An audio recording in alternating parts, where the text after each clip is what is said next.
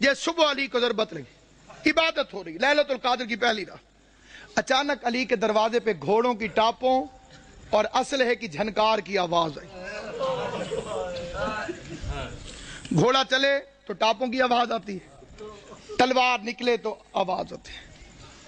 آواز سننے کے بعد عباس نے مسلح چھوڑا، بجلی کی رفتار سے غازی دروازے تک پہنچا تھا، علی کی آواز آئی، عباس ٹھہر جاؤ۔ میں نے یہ 2 سال پہلے فقرہ پڑھا تھا لاہور میں، ایک سید نے ایک لفظ کہا تھا، وہ یہیں لکھا گیا، وہ بیچ میں سے کھڑا ہو گیا، اس نے کہا علامہ صاحب علی بھی عباس کو روکتا رہا۔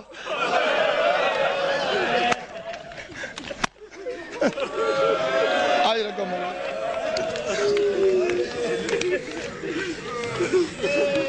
علی بھی عباس کو روکتا، غازی کو روک کر میرا مولا باہر نکلا۔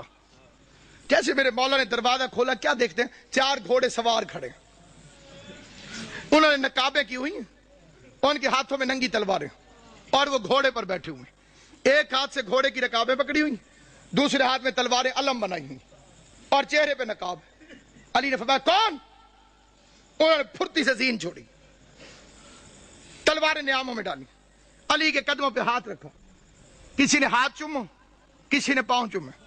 پہلے کی آواز ہے مولا میں عبداللہ ابن عفیف، علی کا صحابی تھا۔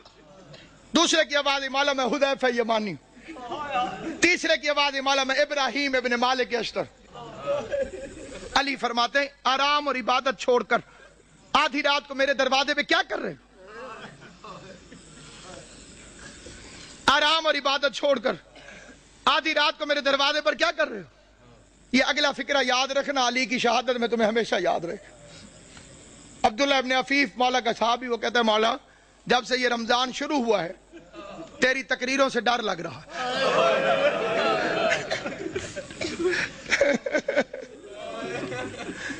مولا ہم نے پوچھا خضاب کیوں چھوڑ دیا؟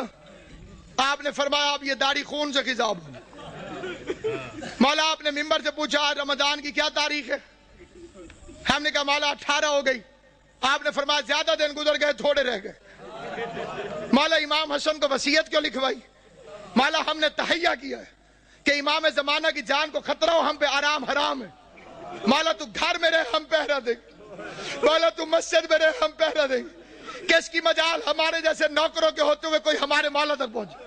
علی نے چاروں کو پیار کر کے کہا اللہ تمہیں جزائے خیر دے، تم اپنے امام سے غافل نہیں ہو، تم نے اپنے امام سے پیار کیا، لیکن میرا حکم یہ ہے کہ گھروں میں چلے جاؤ اور مجھے خدا پہ چھوڑو۔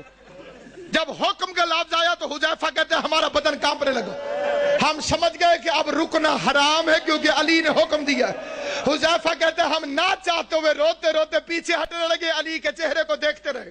وہ کہتے ہیں میں علی کو دیکھتا تھا، روتا تھا۔ علی کا ہاتھ کہتے ہیں قیامت تک مجھے نہیں بھولے گا، جب علی نے خدا حافظ کہنے کے لیے، الوداع کہنے کے لیے اپنا ہاتھ اٹھایا، ہمیں خدا حافظ کہا۔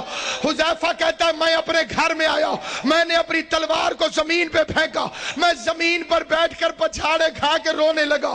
میرے رونے کی آواز سن کر میری بیوی قریب آئی، قریب آ کے کہتی ہے حذیفہ ہوش کر، تو علی کا سپاہی ہے، کیا علی کے سپاہی بھی روتے ہوئے اچھے لگتے ہیں؟ کہتے ہیں بیوی روؤں نہ تو کیا کروں، زمانہ دشمن ہے، علی نے وصیت لکھوا دی ہے، میں پہرا دینے گیا تھا، علی نے خدمت قبول نہیں کی، علی نے نوکری قبول نہیں کی، علی نے حکم دیا گھروں کو چلے جاؤ۔ حذیفہ کہتا ہے روتے روتے میری آنکھ لگ گئی، میں تھوڑی دیر سویا تھا کہ میری بیوی نے میرے کندھے پہ ہاتھ رکھا، جھنجھوڑ کے کہتی حذیفہ جاگ، سن یہ شور کیسا؟